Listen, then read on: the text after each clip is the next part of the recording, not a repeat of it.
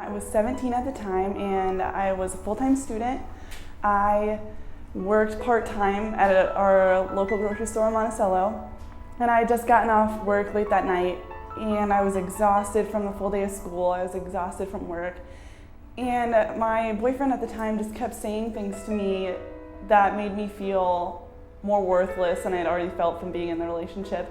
And I finally had enough. I was tired of it, and I was impulsively thinking, and I just took anything I could find, any pills. I didn't know what to do anymore. And right after I took them all, I kind of realized that's not what I wanted to do. After being in the emergency room and getting rid of all that over there, they brought me over here to St. Luke's in Cedar Rapids, and it was about 5 o'clock in the morning at that time. They told me that what I had done had consequences and that it wasn't gonna be over as easy as I thought it was. I thought after I did it that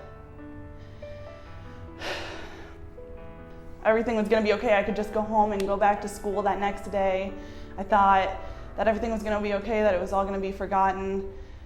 They realized that I wasn't okay, that I needed more help than just being in the hospital and getting a reality check.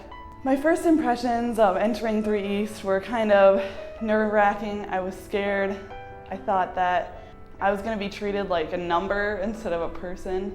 Working with patients like Emily, a lot of listening and a lot of listening to the patient and to the patient's family about what they would like to see happen.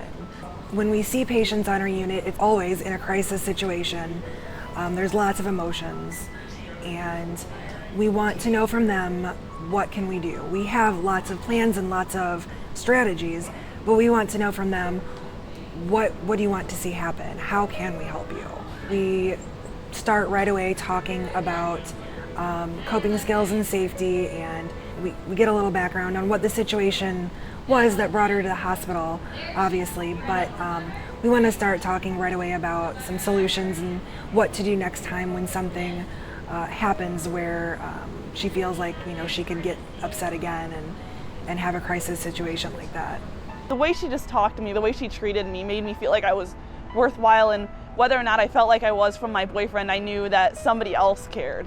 St. Luke's and all the staff at 3 East and everybody who helped me along the way, my support system, my counselors, everything. They were all a help and a part of my journey. And my journey isn't over, but it's only getting better.